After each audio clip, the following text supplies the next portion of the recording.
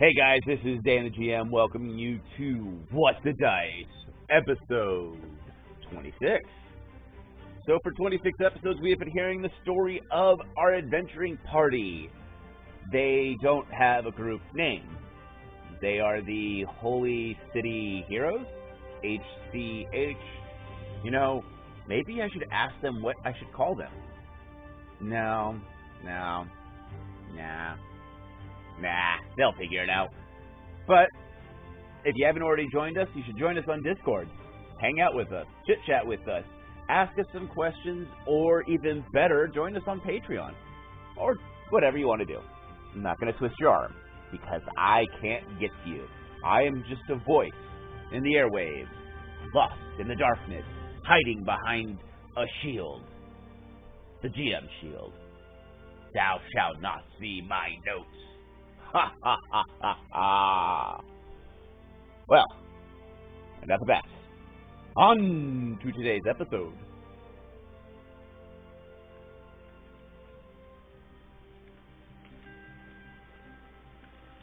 Looking around the campfire, we notice that there are more bags than usual.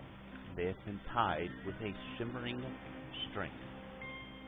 Looking over to the old man, he has got his hand on the storybook. Looking at us, he gives us a smile.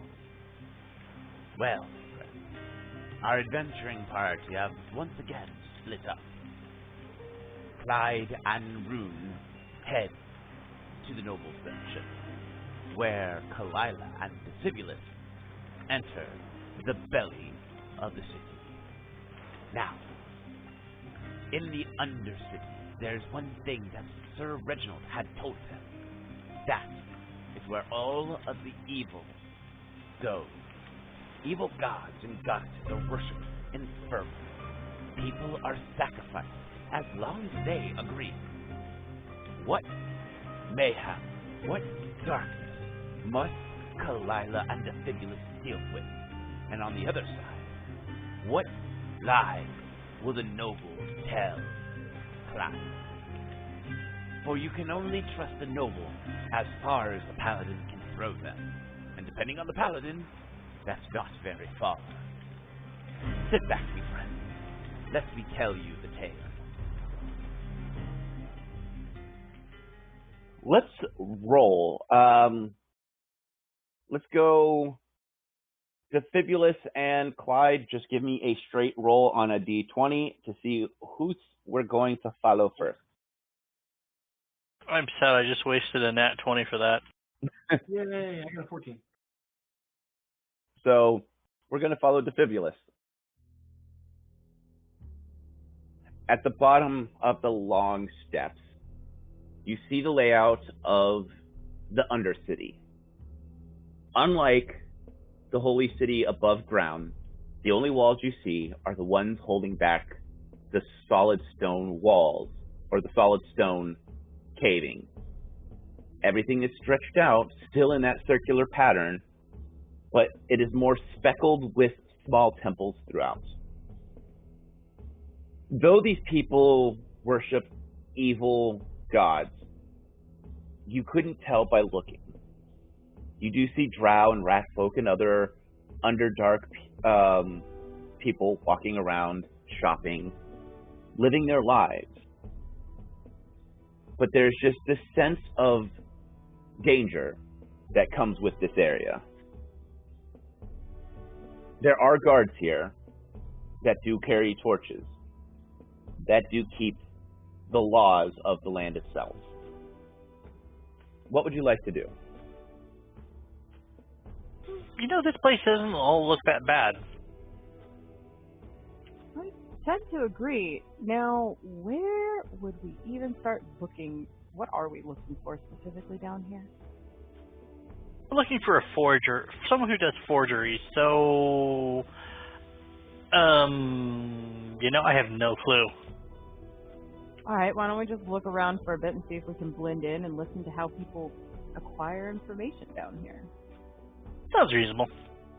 Walk and listen. As you walk around, you are both glad you have low light vision. Though there are torches, everything still has this darkened look about it. Ambiance. Alleyways. What? Ambiance. Yes. Alleyways are not lit at all. Only the main thoroughways are. You hear different conversations in different language. Some people give you a polite nod. Others completely ignore you. Walking into a small bazaar area, you hear the sound of, no, it's not worth that, it's worth this. You don't know what you're talking about. This is a perfect cut. No, it's flawed. A conversation, more of an argument about how some form of precious stone has been cut. Most likely, someone trying to sell or purchase it and trying to get a discount. Just either one of you or both of you, knowledge local. I got that. You got what? I said, I have that. I got that. I rolled a dirty 20. Okay. Numbering. 15. All right. Between the two of you, you figured out that this is most likely a fleece. Someone who is trained to sell stolen items. Though the person that is doing the bartering doesn't look like someone that you would expect to be a thief. They are dressed in fine, noble regalia. But they are human. Their hair is thin and balding, and they have a slight paunch to them. Maybe someone down on their luck, it's hard to say. After a few moments, they continue the conversation. The human finally gets what he feels is a good deal and storms off, saying he will never come down to this accursed den of thieves and wenches ever again, as he pushes past you two and towards the stairs. Let him pass. Wow, someone's liable to get a knife in their back with an attitude like that. The merchant that's sitting behind this booth looks up. He is a drow, and he is younger. He gives you a sly and wiry smile. Welcome to my pawn shop. How may I help? What do you seek, and what do you wish to sell? Well, I was looking at the fabulous. Well, kind of looking for someone who's really good at forgeries. He taps the finger on his chin. And why would you be searching for someone that forges things? Well, obviously I want to see some work done, but I figured that information is probably best kept to myself. Well, there are many forgers down here, but, I can't seem to remember where one is. He holds out his hand and starts to rub his pointer and thumb together with that sign of, pay me. Delilah will pull out a couple of gold pieces, hand them over subtly, and go, someone that was maybe specializing in larger items, not the tiny trinkets. He goes, yes, so someone that can forge items and that are of larger scale. I think I would go towards this orc. His skin is black with soot and his tusks broken. He seems to be the type you seek. I'll hand him another coin and thank him. He gives a nod, and the coins seem to disappear in a soft motion. Can I get a perception check? I don't know, can you? Shut up, Clyde. 15. 13. Looking around, you finally spot the orc that he describes. Behind him, a furnace blasting with heat. He is in front of his stand, hammering away at what looks to be a black metal dagger. Each strike sends sparks into the air.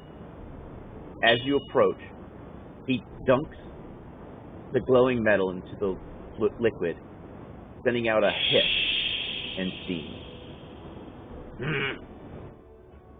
He's going to look at Defibulous. He goes, "Afternoon, sir.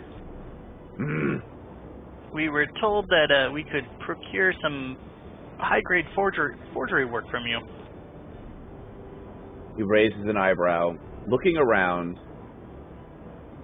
he leans down to look you in the face. His breath is rancid, and his body odor is just as bad. What kind? Looking for something about level of a merchant class ship being trade ownership on. He slowly leans back.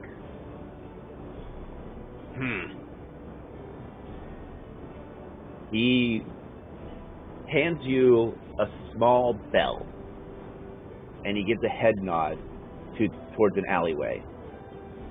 Reaching in, he grabs that metal with the tongs and returns to forging. Section on the alley that he's pointed us to. Looking in the alley, it looks like it is a home. A door exits into that alley, and you just see a small window, something about the size that a hand could fit through.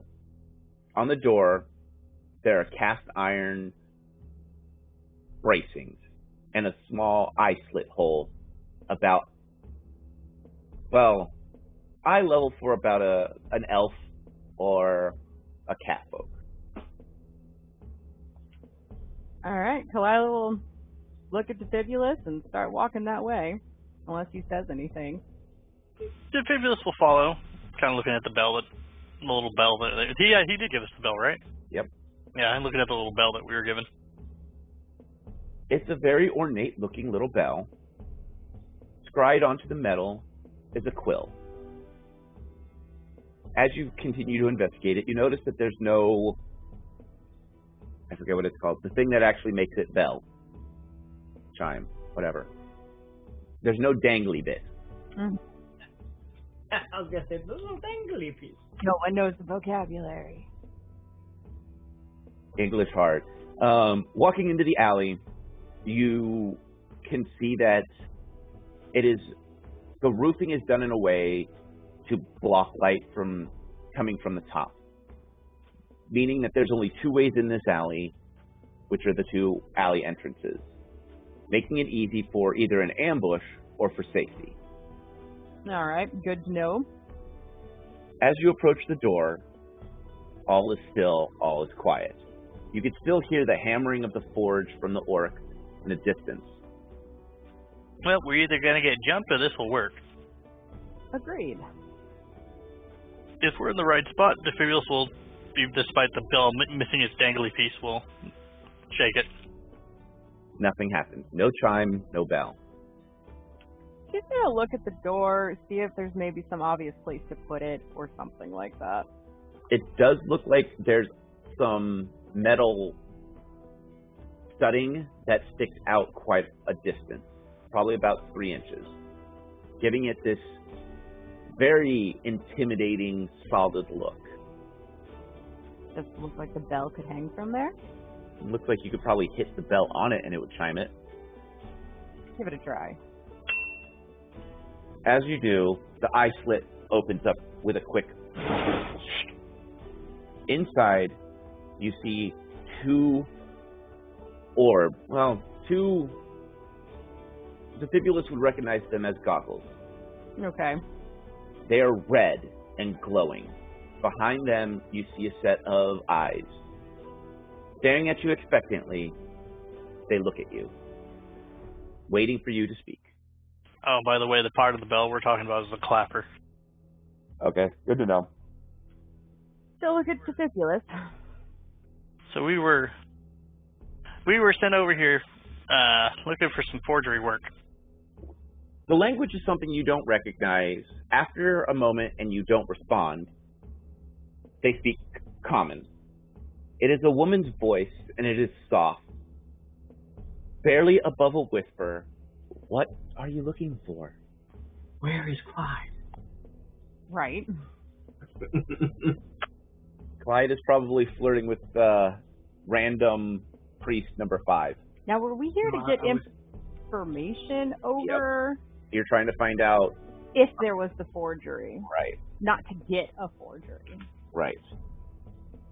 Kalai will look at the woman and back in common and softly, because, Allie, you don't want it to echo much. We'll go, we're here to acquire, and obviously we can pay for information regarding some paperwork over a ship.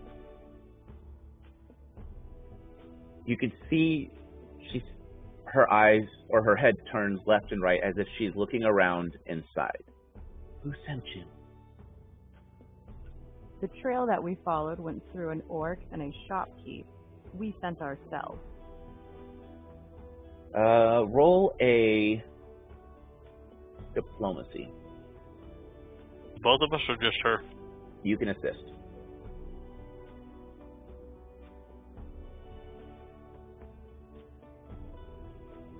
Alright, what is my diplomancy?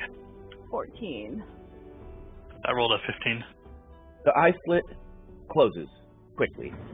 You hear the sounds of multiple locks unlocking and the door slowly creaks open. You see an elven hand wave you in quickly.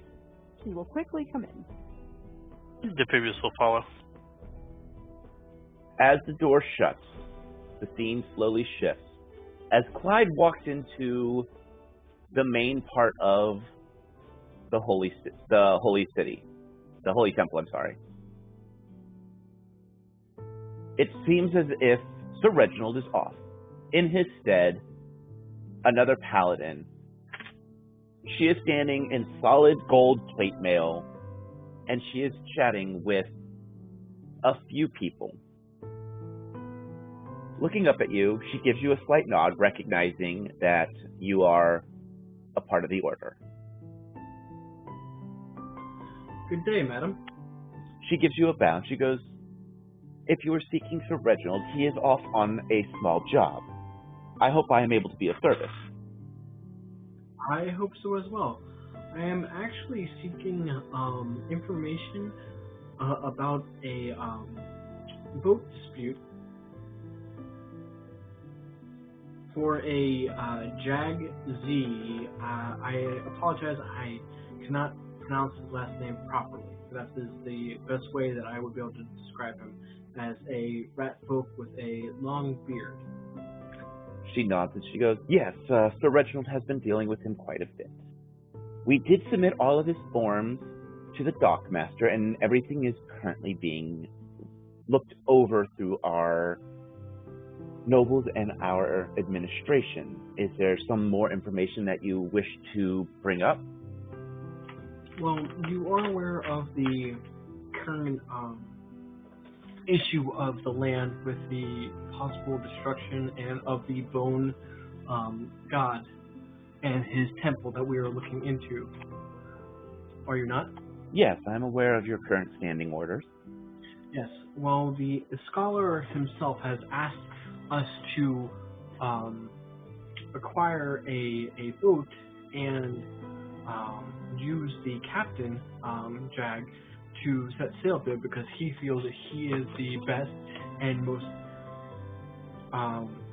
able ship captain. So I was coming up here to possibly extradite the process of what is happening with his ship to regain it back. Well, it seems as if you need to speak to our administration team. Maybe they'll be able to act as either a way to acquire you a different ship, or if you really feel as if this is something that was wrongfully done, or if you have any type of solid proof, we will be able to correct that. But we would need you to talk to administration. Okay. Before I go up there, is there a paladin here that can, I am not able as of yet, but able to cast a Circle of Truth? Well, some can, but as of right now, this is not a paladin issue. It is still a city issue, and we're not allowed to get involved directly in such a case unless there is some kind of proof that you can bring us. Oh, I thought this would be a paladin issue since the head of the order, Sir Reginald, has set us on this path, and it goes underneath the path that we need to partake to, unfortunately, the best way to describe would be to save the land from evil. She nods. She goes, no, I understand fully, but there are other ships you could always acquire. Why this ship? Why is this ship so important? Why not help the captain procure a new ship? There are many in the docks that will gladly give loans so that one may purchase a ship. Correct, and I feel that is a way to proceed, but due to the captain's feeling of wrongness, I am almost obliged to follow the way of truth, and since in the form of events sent this captain to look into his plight, that he feels like it was stolen towards him. So I feel like it is the path of truth that I was sent to him to wrong what was done to him. She nods. She goes, okay, well, go to administration and I will see if I cannot find a paladin that is available for you. Thank you. If one is not available and you have a high-ranking paladin or someone you trust in the order that would be able to appraise the sword, I have a sword that does not let somebody lie, but I would not expect you to take my word for it. She nods and she goes, I will look into both. Administration is across the courtyard in the small blue building. I will bow and thank her in earnest and make my way over to administration. Holy crap, Clyde for the win. I forgot we had that sword. I did not. I did! Ah, you should see my face. Thought we got rid of it, though. Nope. Oh no, I'm not getting rid of that sword. Nope. Approaching the administration building, there is a definite change of air. This building is ran by nobles. Nobles that are stuck in their ways and enjoy paperwork. Their building, though simple, is highly decorated with plaques and scrolls talking of all the great accomplishments they have done and all how their dock is voted the best dock in all the main continent, and the sales and how many merchants work with them. It's the look how great I am without trying to be look how great I am. Of course. Subtle as an avalanche. Yeah. As you walk in, at the desk is a young halfling. She is clearly the secretary, as she is not wearing high noble clothing. She's wearing clothing that you would expect, like, your family to wear. Okay, well, let's pause there, and as I walk in and I see this, I'm going to stop there. Okay. Okay. I'm going to look around, and, the nobles who are, joyously doing their own thing, I'm going to speak very loudly and state who in here would like to be known as the noble in administration that helps the heroes save the current land from evil. The room falls silent, as in people stopped mid-word and all look at you. A couple of them start to clamber towards you as from the back, someone clears their throat. A tall, statuesque elf with raven black hair and a pale complexion steps out of her office. She is wearing the finest noble clothing you've ever seen. Her heels click lightly across the wood as she approaches you. Giving you a slight bow, she gives you a smile. I will be the one to help you. Come into my office. Madam, obviously since you are high-ranking here, there is no need for you to bow to me, but I will, and then I do bow. I will bow to you and thank you for assisting. She nods. Stepping in her office, she sits down. Everything about her is nothing but grace and civility. On her desk, you see a small plaque. Her name, Sibian. I'm sorry. Sibian. Yeah, I'm going to just change that name. Her name is Morin. I could pronounce it earlier. I can't pronounce her name now. Her name is Morin. Morine. She places her hands on her desk and looks at you. So, how may I help the illustrious heroes of the Holy City? Well, first of all, I will give another bow and thank you very much for seeing me. The first thing I need to ask is if you are familiar with Jag Z's paperwork about his ship. She shuffled through a few papers on her desk, and she goes, yes, here's that case. It seems as if the Short Bolt family has acquired his ship through purchasing as the captain has signed off. She pulls out the paper and turns it. Sliding it towards you, you see not Short Bolt's name, but more of a stamp, something that companies use now. It is a wax stamp with a quick signature of whoever the agent that's working would sign. Underneath, you do see Jag's signature, or what you believe to be Jag's signature. This ship has been changed hands just about every year to every 2 years. It seems as if the paperwork is in order. Are you saying that this is not the case? Correct.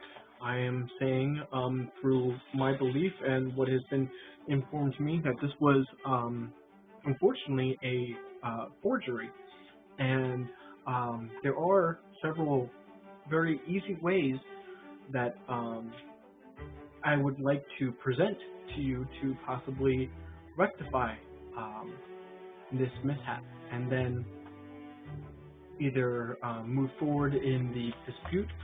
But also, the reason why I gave my statement in the front of the building is Sir Reginald has tasked us to go north to what would be known as the Bone God's domain, and we have been informed that Jag Z is the best sailor and captain that is needed, and he needs his ship to do so. I do understand that there are other ships, but I am a paladin of the order, and I feel like the direction that my goddess has brought me is to also to rectify what has been done to him. I can present the ideas I have to move forward to rectify this and bring out the truth, unless you have other means that are unbeknownst to me. She studies you for a moment. Reaching down, she chimes a bell. From the door behind, a rat folk, dressed in common clothing with a satchel full of scrolls and paperwork, clearly a messenger, walks in She fills out a small form and hands it to him. He nods. Stepping back, he nods again. Stepping back a third time, he nods again, turning to you. He nods and runs off. The door shuts quickly behind you. She goes, I have written to the dockmaster so that he may come and meet us at the gate. I have also sent out a message to the paladins to bring someone to discuss this with us. So, shall we head to the docks? That sounds perfect for me. I appreciate the help you were already getting. She nods. Standing, she slips a cloak on her shoulders that shines like mithril. As she walks out of her office, the office outside grows silent. Everyone watching her as she slowly exits, with you behind. Rune has been standing outside, nervous to enter this strange admin building. As the elf steps out, he jumps back and scrambles, staring at her in awe until you pass. As you pass, Rune scampers up behind you and follows. Defibulus and Kalila. Inside this home, everything is dusty, except for a desk that is covered in papers, quills, ink, and strange-looking pieces of wood that are all sitting face down on a black pad. Well, what's the ship's name that you need? Did we actually get the ship's name? Nope. We know the prior owner of the ship. She nods meekly. And the current owner? Current? Very short round, short bolt. She nods. I don't think I can really give you much information. We just need to know whether there was or was not a forgery done. She is clearly nervous as she moves the quill from left to right, turning it back and forth. It seems that she's not comfortable talking about it. Can I get a diplomacy check from either of you? Yes, and she's also going to do a perception around the room to kind of see if she can sense or see something suspicious, hiding corners, in case there's somebody around listening. Okay, go ahead. 21 on diplomacy. Okay. And diplomacy and perception from you? My diplomacy is a 15. And my perception is an 18. As you look around, the place is well secured. It is clear that the orc who is the forger either owns her as a slave or she is indebted to him in some way. Everything is clearly handmade of iron or brass or copper, some kind of inexpensive metal. There is a few plates of well-cooked food, but even the bed seems to be a little bit on the older side. With the diplomacy, you were able to at least calm her down. I don't have proof that there was a forgery, but I heard there was a forgery. I tell. would be happy to know that information, and I promise we will make sure you stay secret in anything you tell us. Looking around, she produces a small piece of paper with multiple signatures, all Jagzy. It looks like she had to practice the signature of the rat folk over and over. Can we keep this? Diplomacy. I will assist. Dirty 20. 19. Looking around, she quickly folds it and slides it to you. She will quietly and subtly take the paper from her. She goes, is there anything that I can take care of for you? You did come here, which means you have work for me, right? What do you normally charge for a simple forgery? She goes, well, it depends on what you need forged. If it's something simple as like a citizenship, that's 50 gold. But a ship of that size, it was about 10,000 gold pieces. Also very good for us to know. What would your friend find as acceptable to believe you so you don't get in trouble? She thinks for a long moment. She goes, anything. If you needed something forged, it could also be that you were looking for a forger or something like that. It's just, if he asks, just tell him that I did a good job. We will. I will make sure to praise you very nicely. She nods. Is it paperwork to ban people from, like, using the port? She thinks. She goes, there is a way to put someone on a suspension for so much time, depending on how much you pay is how long I can put it down for. Tell you what, let me do a little work, and if I need that suspension, I come straight back to you. She nods. Is there anything else? Is there a way we can help you? You don't necessarily seem happy here. No, I'm happy here. I have to be very careful. We don't want to get in trouble. But we're not legally licensed to work like this. As long as you're happy in your life here, I don't want to think of you as a slave. She shakes her head. She goes, I'm not a slave. I was purchased, but it was a purchase to get me out of my family. So your orc friend is a friend. She seems confused by that question. Who purchased you? She gives a slight sign of, like, broken tusk. Just that, like, running her hand over her lip where a tusk would be. She nods. That's right. As long as he treats you well and you're happy. She nods.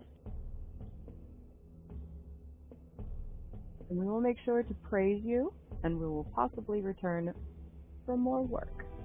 She nods again.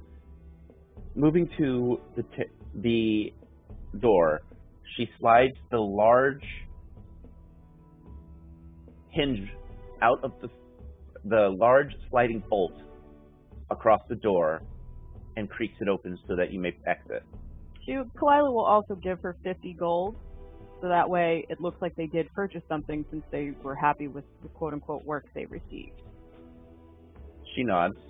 Taking gold, she slips it in her satchel. Just so that way, good cover story, yada yada. As the door slides closed, it locks again. At the end of the hall, or at the end of the alleyway, you see the dark orc raise an eyebrow. Kalila will nod. Giving you a nod, he walks to his forge and continues to work.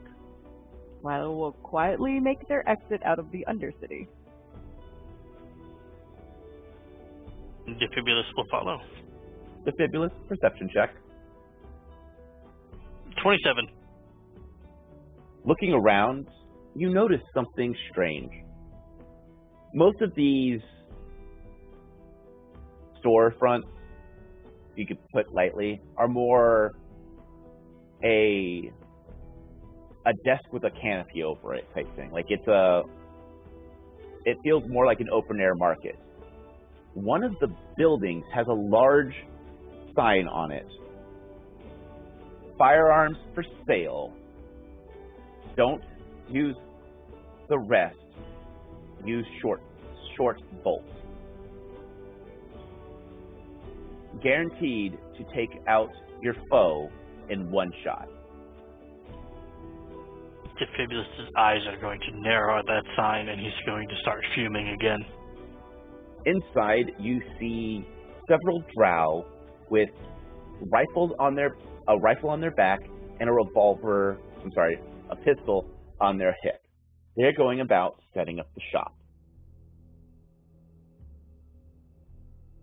By the way, Kalila rolled for perception to see if she noticed short round starting to fume. What'd you roll? Just on die an 18. You can see the smoke coming out his ears. Does she see the shop? Yes. She is going to grab him by the arm, whisper in his ear, "Not now," and pull him along. Not now. Be quiet. Cover his mouth if she has to.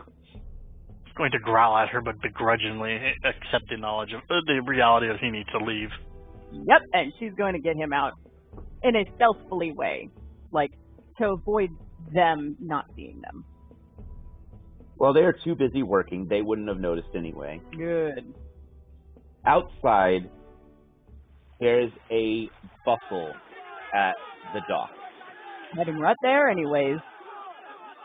As you approach, you see Jag Z, his crew, and the crew of the ship facing off at each other.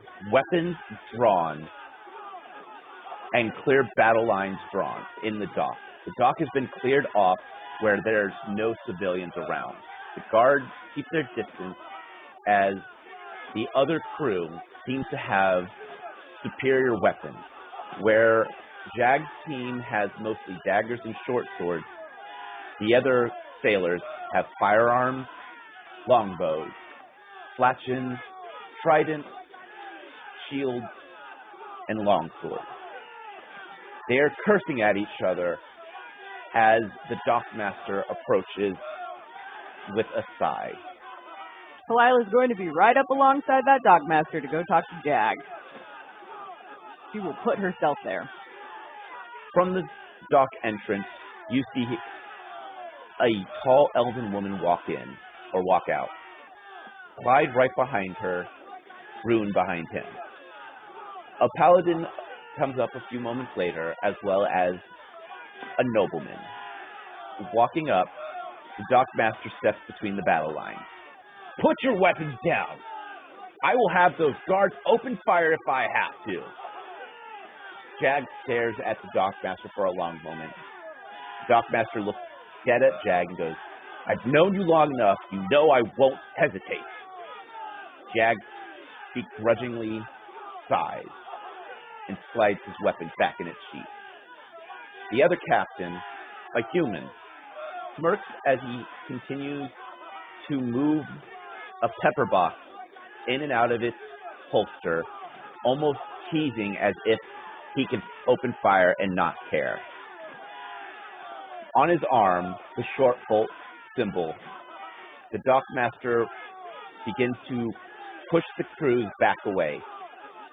Clearly not afraid of this fight breaking out, as it's probably something they're used to.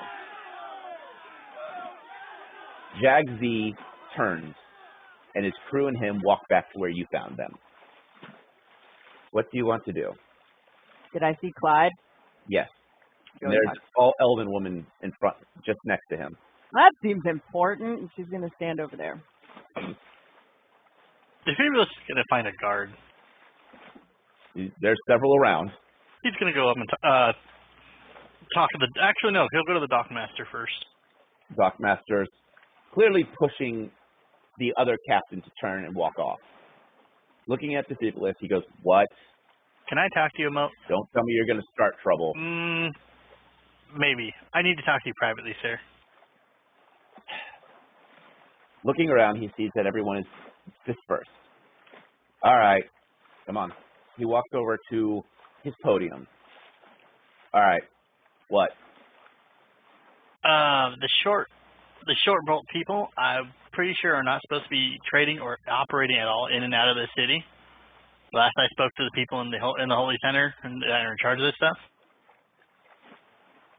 So aren't their being here a problem? The dockmaster goes, "Yeah, I know. They're not allowed to sell or offload. They are resupplying. That's not illegal. They have purchased." Oh, but they're selling all right.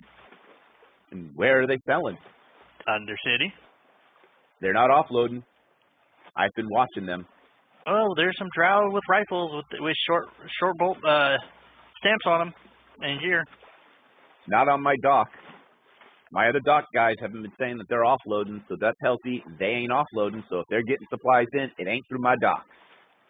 Well, but I mean, I'm telling you though, they're doing it.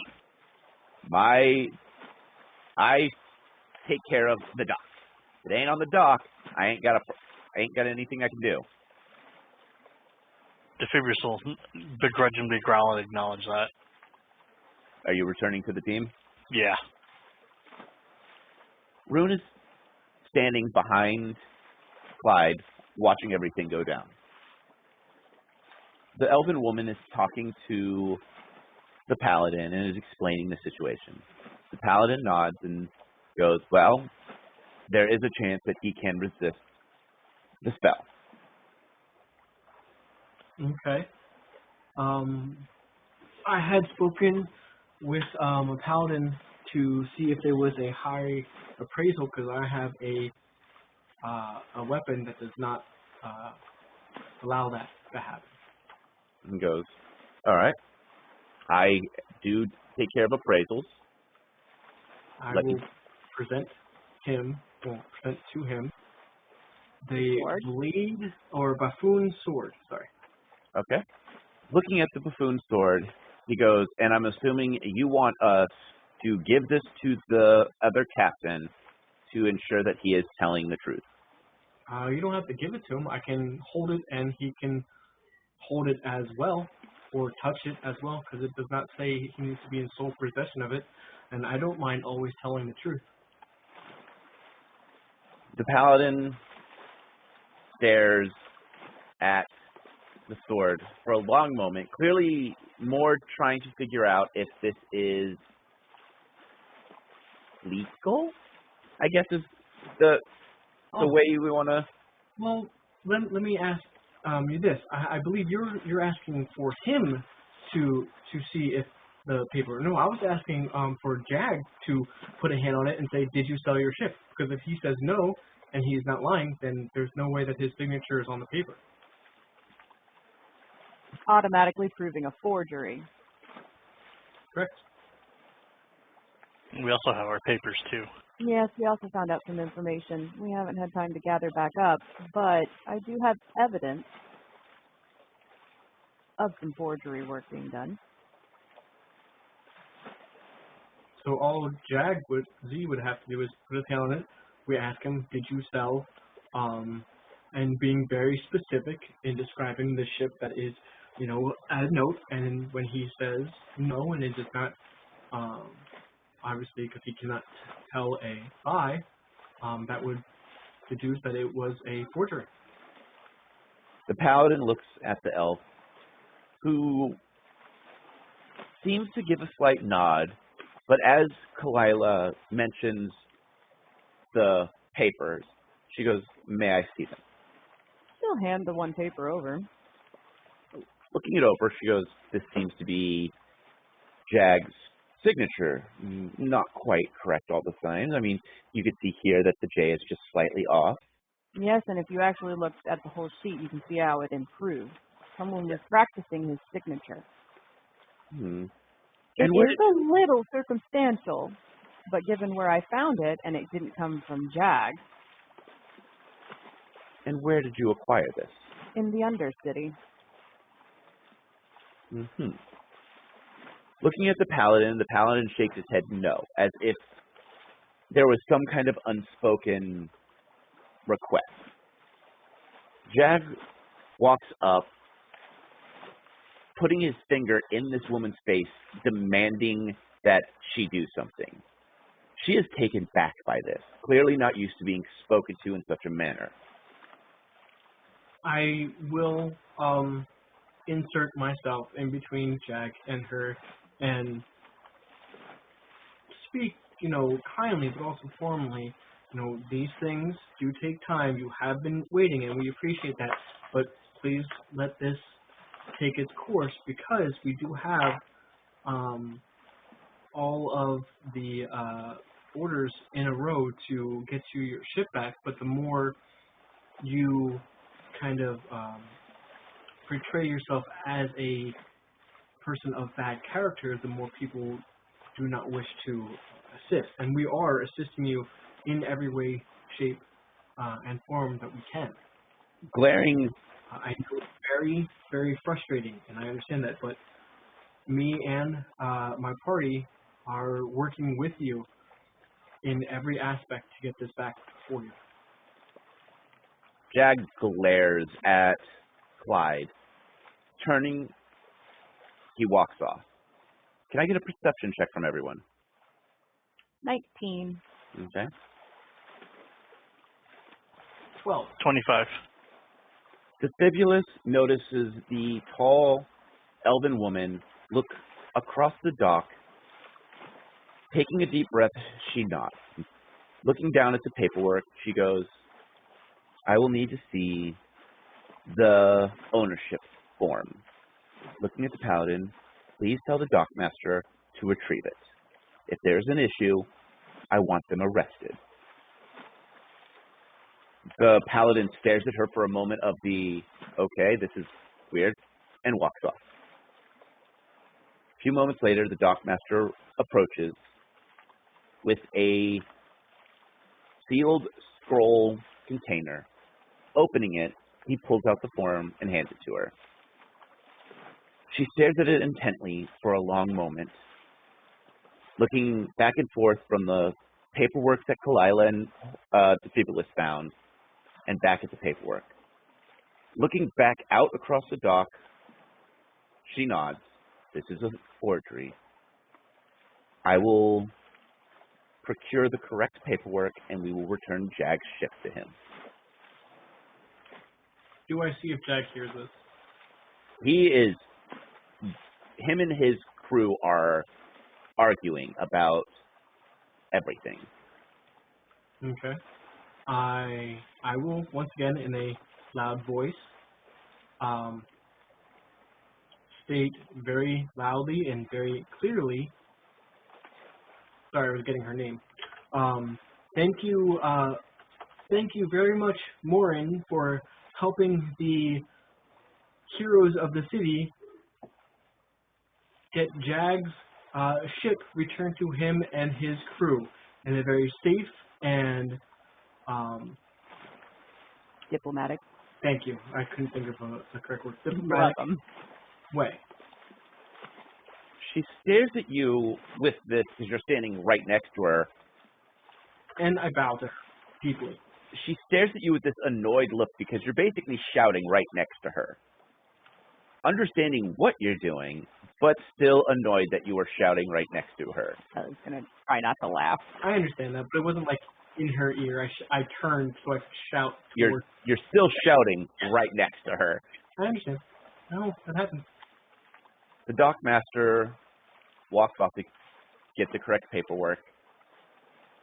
As the rat messenger that Clyde saw earlier runs up with the papers in hand, you would know that the walk from where you were at to here, there is no way that a message would have been received that quickly, or that he would have been able to make it that quickly. Something doesn't seem right. Mm-hmm. The elf begins to work on the paperwork right there, using the rat's case or rat's bag as a makeshift table. There's an argument as you see more guards push towards the ship and begin to arrest the people. The dockmaster shakes his head as Jag smiles, receiving in the paperwork to say that this is his ship. The elf turns, looking at you four. Seems you have made many friends in very interesting places. I wish you safe journey. As she slowly walks off. Excuse me, ma'am. I was going to say, it seems that you knew that the result of this was going to be it seems to me that that you already knew the result of this before the conclusion was evident. So I will also be, thanking you and being interested in your manner of dealing with things. She raises an eyebrow. She goes, I knew nothing of how this would end. I was merely taking the information that was given to me and making the best decision. As I said, you seem to have friends in very interesting places. I must return to my office. Excuse me, ma'am. Nope, because she's going to cover his mouth. She knows what this is about and not let him speak. Not right now. Not right now. There's consequences.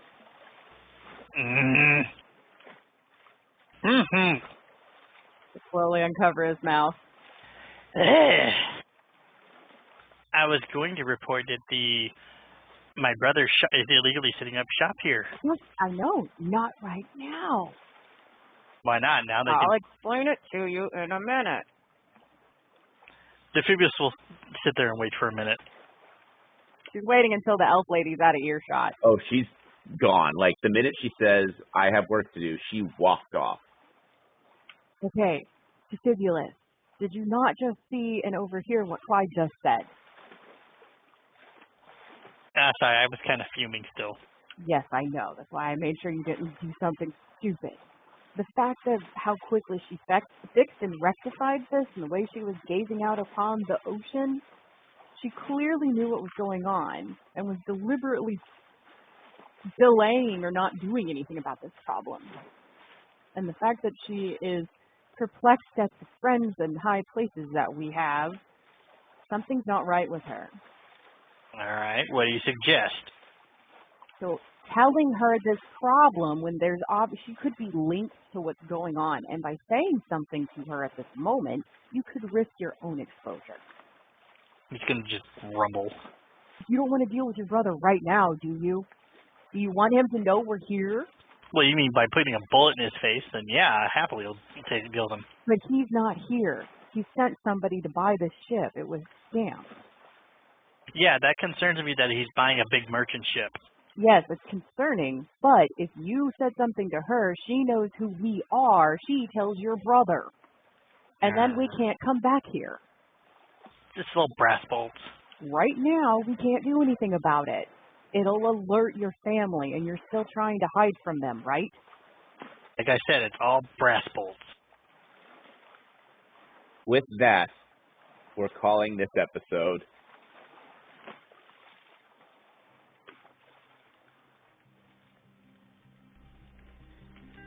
Well, me friends, it seems as if Defibulus's brother has reached out, sneaked past the holy city's embargo of him, and slipped his sharp, dark fingers into this area, stealing boats, setting up shops under the city. It seems as if Defibulus is going to have to deal with his brother. But how big will that empire be, and how hard will it fall? Well, me friends, that, unfortunately, is not quite all that's going to be going on. And what of these strange friends the adventuring party has acquired? Who are they? What do they want? And what do they know? Well, we'll find out later. And as always, me friends, may the dice gods bless your every roll.